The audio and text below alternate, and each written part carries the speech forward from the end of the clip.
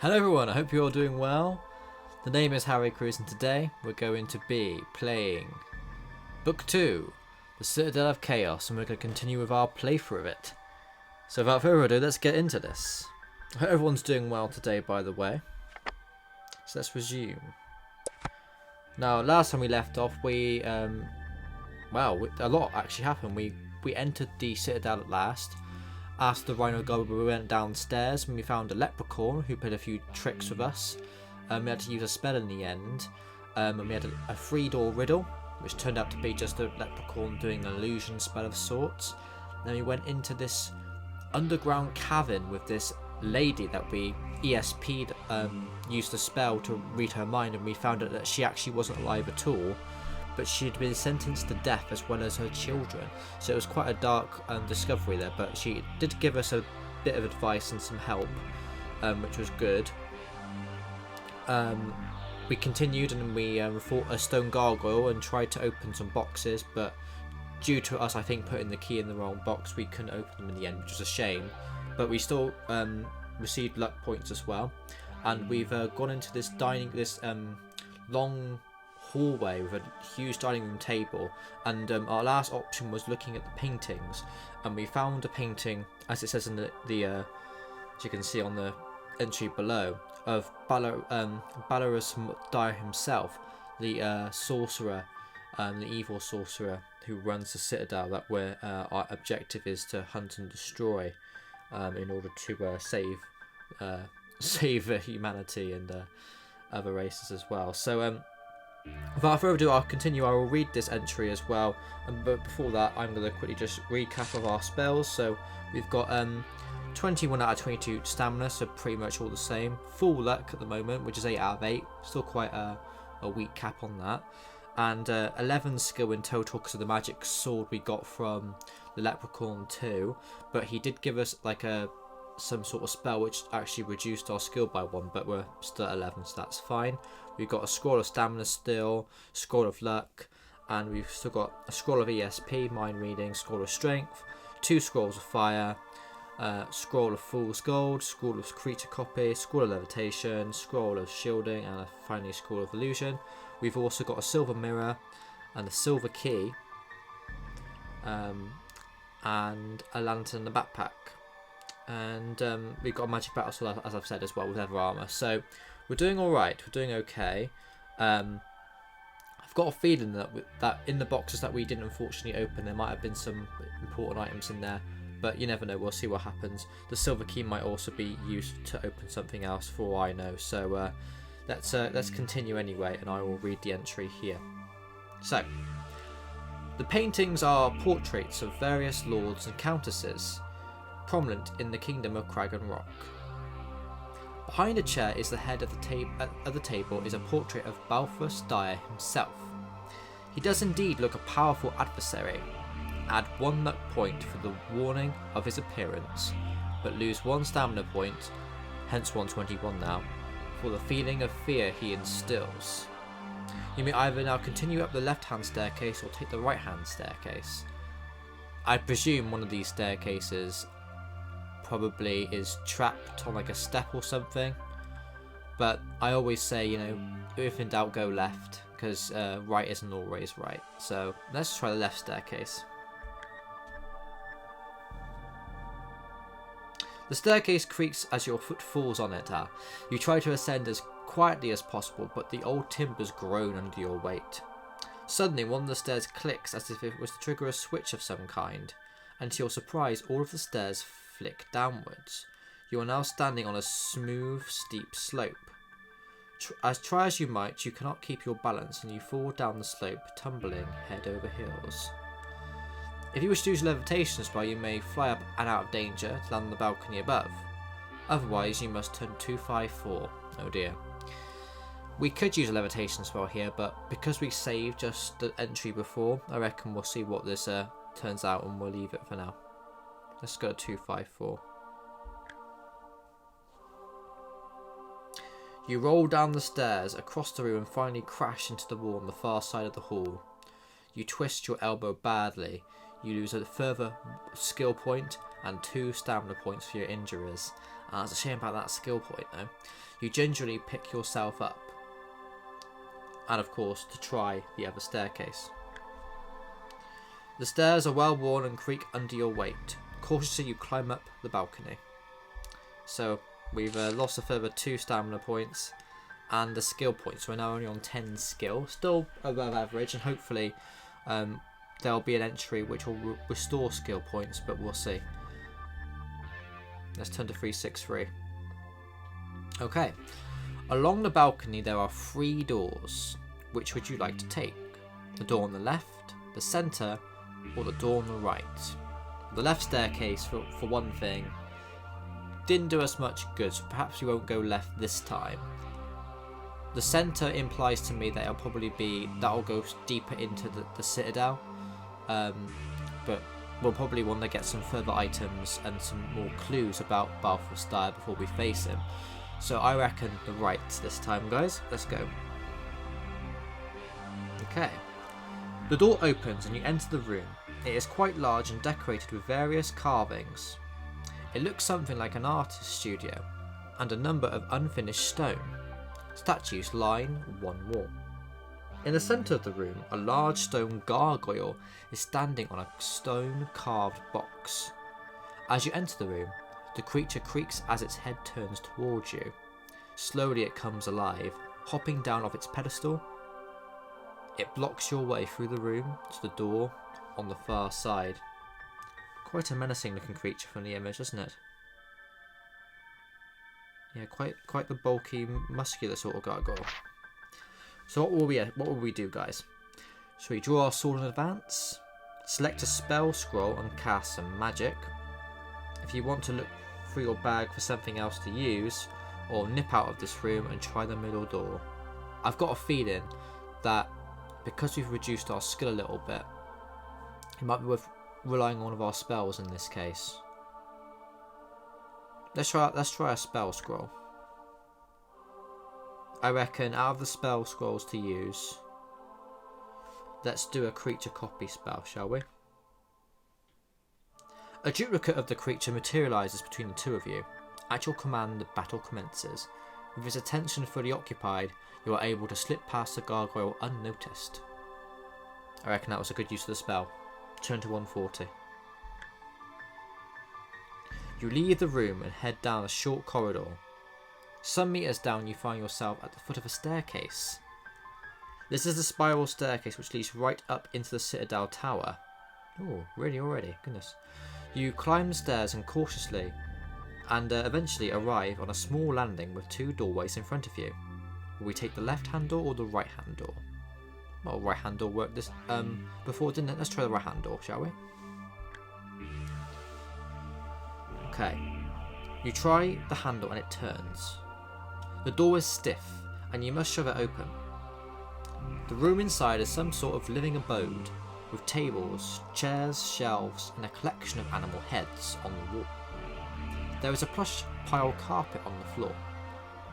Suddenly, one of the animal heads turns and looks towards you.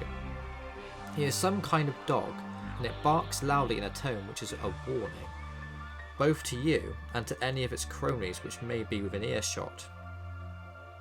As you watch the head, you do not notice a carpet which flies up off the floor and whisks past you, clipping your ear.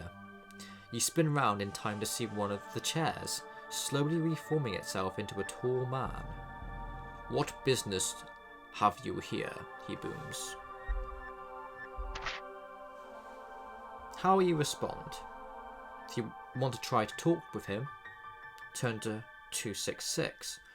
Or shall we use a spell scroll? Or search for your backpack for a weapon or gift? Or quickly leave the room? Well, given that this guy clearly is very magical, I don't think using any spells would probably be of any use. I mean, we could talk to him. That might be a better option. Quickly leaving the room, he may be... I mean, you saw how quickly he was with the carpet. To search for your backpack for a weapon or gift. Depends what they want for a gift, I suppose. Let's try and talk with him. See what they want. He is not interested in your chat or your stories, and questions your authority to be there. Without warning, he turns into a snake hissing at you, and slithers across the floor towards you. Meanwhile, the dog head on the wall has detached itself and is floating through the air towards you.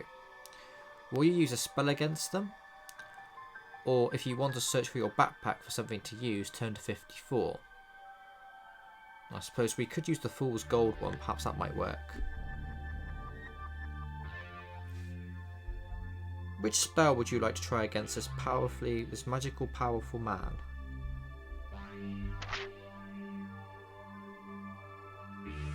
Sorry, for some reason I thought there was no entries there.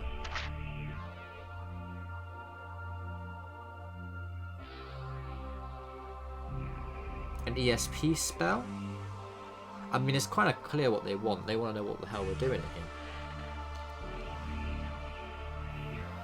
Try using an illusion spell scroll.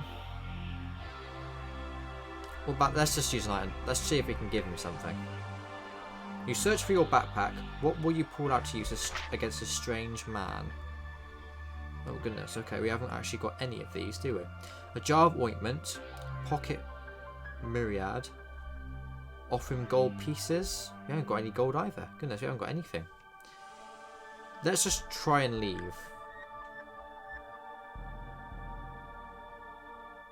Okay.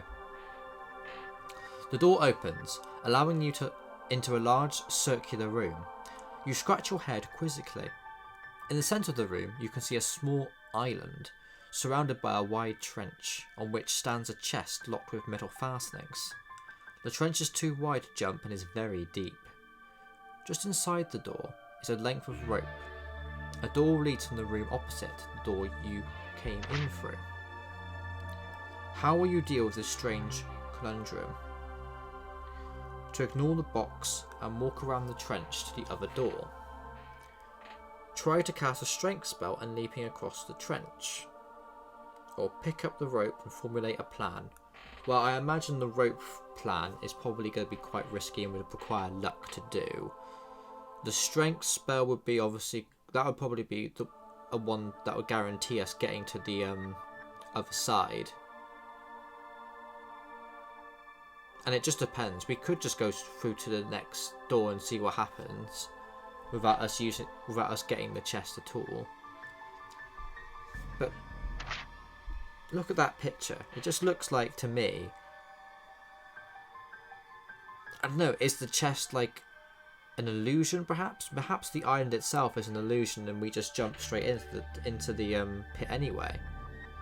What's it actually being, you know, is it floating by magic, or is it an illusion? I actually reckon we should go to the other side and just walk around it. Because the chest in the middle implies to me that whoever would walk in would presume you'd have to get the chest to get to the door, but it may just be a trap, so I reckon we should walk around the trench, you know. You leave through the door and find yourself at the foot of another spiral staircase leading up into the Black Tower. Climbing the stairs, you eventually come to a landing where a single door is the only way onwards.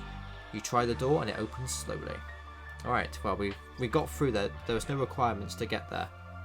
Oh goodness, what's this place?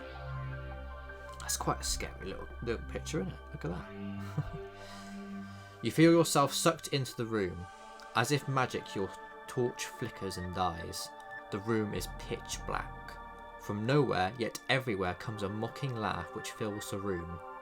"Foolish adventurer," says another voice, which changes its tone from high to low as it speaks. "Welcome to the home of the Ganges. Unfortunately, it will be the last room you will ever see." "Ah, but of course you cannot see, can you?" "But we can see you, can't we, brothers?" And laughing voices come from all around you. Suddenly, a ghostly white luminous face flies towards you. You recoil in horror, throwing yourself on the ground and begin to feel very frightened. Lose 1 skill, 2 stamina and 1 luck point for your fear.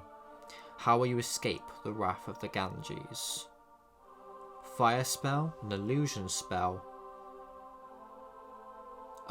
an item in our backpack. We haven't really got any items, have we, at the moment? I mean, that last interaction, we got a silver mirror. That might work, perhaps. Maybe that's good enough. But if it's dark, I presume I would cast fire initially.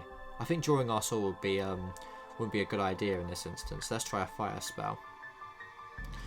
You cast your spell and wait for a fireball to appear at the end of your torch. The torch flickers just enough for you to see that there is a door on the far side of the room, but then goes out once again. The Ganges laugh once more at your efforts to thwart them, and you feel a blow to the head which knocks you to the ground again. Lose 2 stamina points. What will you try next?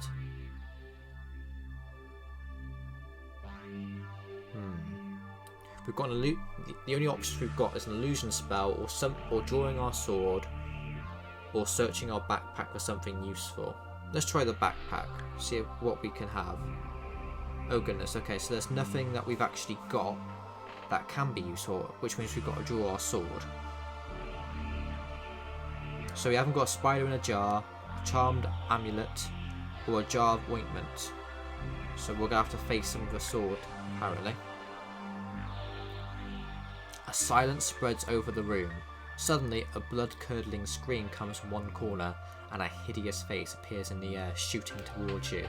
Screaming as it comes, your hair stands on end and your legs turn to jelly.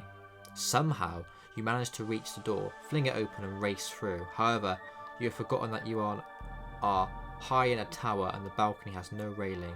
You tumble over the ledge and fall straight down. You have a levitation spell, which, luckily we do.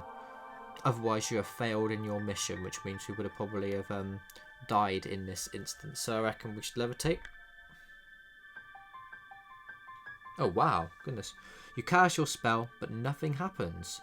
You fall down and down from the tower, finally landing with a fatal crash on the floor below. The fearsome creatures have robbed you of your magic, and now of your life. You have failed in your mission. The end. I think that's the first time we've actually died in a playthrough of a Final Fantasy Gamebook series playthrough, but we have got some bookmarks, of course, so we can resume play. And while we'll do that, because we've got a little bit left time in this episode, so without further ado, let's go and start our second playthrough of the book.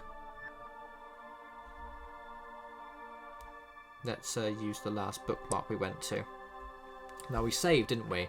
All the way at the start of the episode, with us looking at Belarus Dyer himself. Now we know, of course, that the left-hand staircase is a bit of a trap, and yes, I don't think that would be a good idea going up that staircase again. We'd have to use a levitation spell or something to stop us losing skill and stamina. So let's take the right-hand staircase, seeing as we know that that is the safe path. The stairs are well worn and creak under your weight. Cautiously you climb up the balcony, turn to 363. Now, we're at the 3 doors again, and we went straight in on the door on the right, didn't we? And it ended up leading us to this really dodgy, tower with those evil creatures in.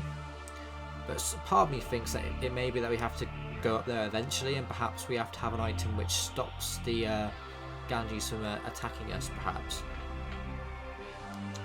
But there are 2 other options, 2 other doors that we could take. Now, just to remind you of where we're at the moment, so we haven't lost the skill and stamina that we would have done beforehand, and we still have our scroll of levitation as well, and a scroll of fire. That's returned to us from this checkpoint here. We've still got a scroll of luck, scroll of stamina, magical battle sword, and a silver mirror and a silver key. 11 skill, 8 luck, and 21 stamina. So I reckon we should go left this time. Okay, the locked door is very strong and made of solid oak, but it is unlikely you will break it down. But you may try. Otherwise, you could use a strength spell to smash it. The lock is copper, and you could try using a copper key if you have one. What would you like to try? Smashing it down? Using a strength spell, scroll, or use a copper key? Makes me think that, that chest that we missed with the gargoyle, that it may have had a copper key in it, perhaps. We've got a silver one, but not a copper. I reckon if we tried smashing it down, we'd probably hurt ourselves. So I reckon we go straight for the strength spell, guys, in this case. Okay. As the magical strength from your spell scroll surges in your body, you charge at the door with all your might. Roll 1 die. Okay. Well, this is going to be fun, guys. We'll see what happens here. So we rolled a 4.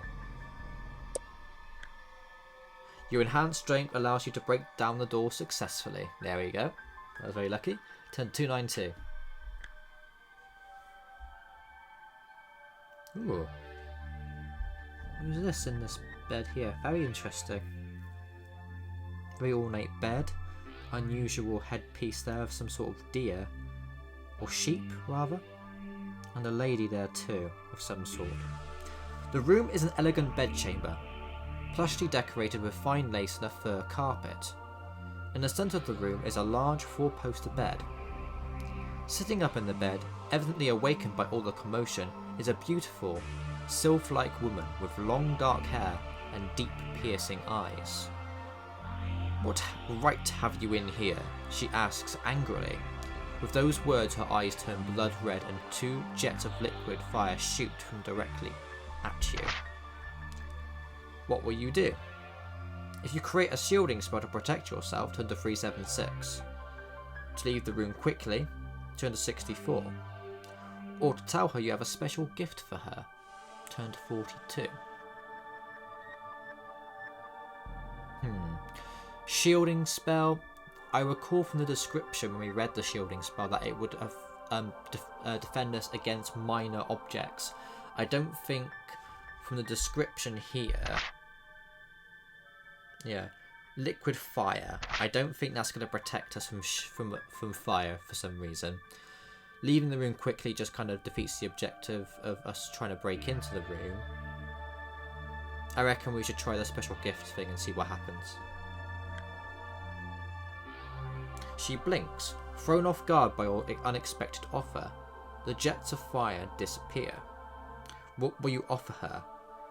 A silver mirror, we do have that. A silver mirror, a hairbrush, or a jar containing a spider. If you have none of these, you make an excuse about losing your gift and go back onto the balcony where you may either take the middle or the far door, the right door, that we've already been to last time. We haven't tried the middle door yet, so perhaps we'll go there next. But I reckon we should try and give her the silver mirror and see what happens.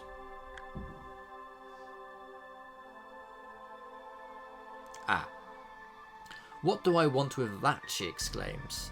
Again her eyes turn deep red and the jets of fire shoot towards you. Will you cast a shielding spell? Or duck quickly out the way, leave the room and back to the middle room? Well, let's try a shielding spell, see what happens. Oh dear, okay. As I said, you cast your shielding spell. Alas and alack, the spell is ineffective against magical weapons. The jets of fire sear straight through your shield and burn into your own eyes. Screaming in pain, you drop to the floor. The curtain of death drops over you. You have failed in your mission. Well, this half of the Citadel is actually much more difficult than we anticipated, isn't it? So we've died twice within the space of about 5 or 6 minutes there. So let's continue and use our last bookmark here. So clearly, we go up the right-hand staircase. I've read this enough times. You probably gathered like we're in the portrait room now. We've looked at Bavros Dyer himself. My rule is that if I've read an entry closely, like twice, I'm not going to read it all again necessarily, because you kind of got the gist of where we are. Anyway, so the right-hand staircase we're going to take, because obviously it's not trapped on the left. The door to the left isn't exactly going to help us. We haven't got any items to give her yet. Perhaps if we go to the centre door, there might be some item in there that we can give her if we went back to the left room. So let's try the centre door. Interesting, okay. You listen at the door and you can hear squeaky voices laughing and squabbling. You try the handle and the door opens. Inside is a brightly coloured room. A few small beds are in one corner, and strewn about the floor are small mannequins of various brutish creatures. Along the right hand wall is a large box, and just beyond the box is a door. In the centre of the floor, and looking up at you quizzically, are 3 infant creatures. They are human-like, but have green skin, pointed ears, and slit-like eyes. What will your approach be? Draw your sword and prepare to fight them? To look in your backpack for something to offer them? Or walk confidently across the room to the far door? Let's see what they look like for one. Can we zoom in further? Don't think we can. That's the furthest we can zoom in. So from what I can see here, there are like almost toys-like, and they seem harmless. I don't see any kind of... The toys aren't broken or anything, so they clearly are intelligent enough to not just attack anything completely. Let's see what happens. Let's see if we can just walk to the other side. Yep, I thought that might be the case. As you stride past them, the little creatures watch you silently. They seem merely to find you interesting. Oh, you feel that something is not quite right here. Turn to 140. You leave the room and head down a short corridor. Some meters down, you find yourself at the foot of a staircase. Ah, we're back here then, look, see? This is a spiral staircase which leads right up to the Citadel Tower. You climb the stairs cautiously and eventually arrive on a small landing with 2 doorways in front of you. The right-hand door obviously led to those animated objects waking up and asking us what we're doing in here. I don't remember if there's any option that we could have asked them really without using any spells or offering them something that they probably didn't want. Let's try the right-hand door again. I'll read this one more time. You try the handle and it turns. The door is stiff and you must shove it open. The room inside is some sort of living abode with tables, chairs, shelves, and a collection of animal heads on the wall. There is a plush pile carpet on the floor. Suddenly, one of the animal's heads turns and looks towards you. It is some kind of dog, and it barks loudly in a tone which is a warning, both to you and to any of its cronies which may be within earshot. As you watch the head, you do not notice a carpet which flies off the floor and whisks past you, clipping your ear. You spin round and in time to see one of the chairs slowly reforming itself into a tall man. "What business have you here?" he booms. Now from what I recall, we didn't actually end up using any spells. They didn't want us to talk at all. They just wanted us to just leave the room, I think. Let's see if we can search through our backpack for a gift. Ah, okay, of course. I recall now. There was nothing that we could give. So let's try a spell, because it didn't want us to talk. We could try a creature copy spell, perhaps. ESP, or an illusion spell. Try an illusion spell, shall we? Oh dear, okay. You concentrate, and before your eyes, a hurricane begins to swell up and ravage the room. Chairs, books, and all sorts of things fly up into the air and are swirled around the room, leaving you untouched by the illusion. You take a step forward, but stop suddenly when you hear a loud laughing sound. You look into the room to see that the flying carpet and the dog head have changed to stone statues. One of them taunts you. "We, my dear adventurers, are Mix. We are masters of illusion. Your true tricks can't fool us." The man, who has now turned into a snake, has meanwhile slithered across the carpet, wrapped himself around your leg, and is sinking his fangs into your rump. The pain is unbearable, and you sink to the ground, realizing that the bite was poisonous. Beware of the Mix in your next adventure. This one has indeed ended here.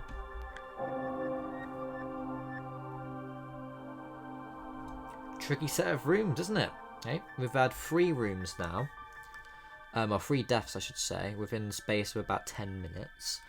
These 3 rooms are interesting. The middle room, of course, there isn't a lot really that we can do with those children, unless if we give them something and they give us something back in return. The right room, again, we've got the gargoyle that we have to face. And on the left room, we've got that creature too. It's something that we've definitely got to have a look at for sure next time. let me just resume and go back to our last bookmark. So we've actually made not much progress in terms of bookmarks, but we have explored all the rooms. There are a few little objectives that we haven't actually done yet. And I'm sure it's possible that the gargoyle may have been guarding a box of some sort, I think, or some sort of pedestal. So if we fight the gargoyle ourselves, we might be able to find an object possibly within the gargoyle. We'll actually quickly do that before we close off today's episode. So we'll try that quickly. So we'll go right hand staircase, door on the right.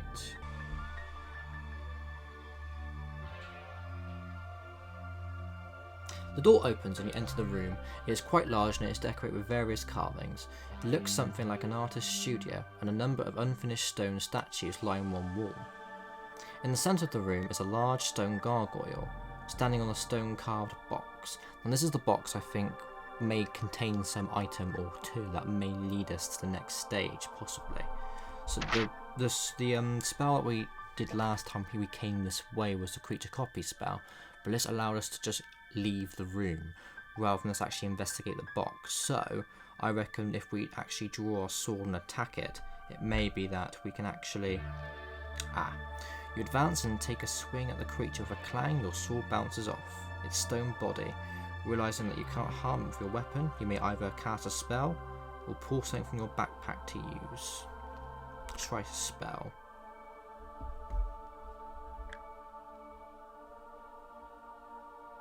The fast spell didn't work either, I see. We lost 2 stamina points from that. Okay.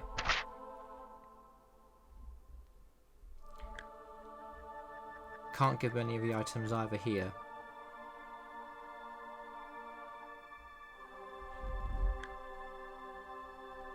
Not interested in illusions either. I think it may be that we have to go back a couple of bookmarks, maybe. There's clearly some items that we've missed. But I will try one more thing, and we'll go left here. Can you see the room here with the chest? I'm going to try, see what happens if we try and jump over and see what is in this box. You chant the words of the strength spell scroll, and the parchment evaporates into nothingness. With your newfound strength, you leap easily to the centre of the room, over the trench, and break open the lock on the chest. You curse as you find nothing inside a good weight of lead shot. Quickly you leap back as the trench towards the other door as the spell is wearing off. We are indeed lucky. We're back in this room again, look.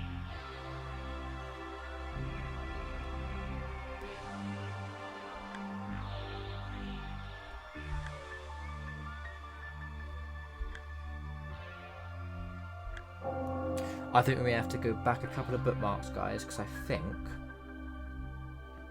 we've gone a certain way where we've missed an item somewhere, and I reckon that box may have had an answer or two.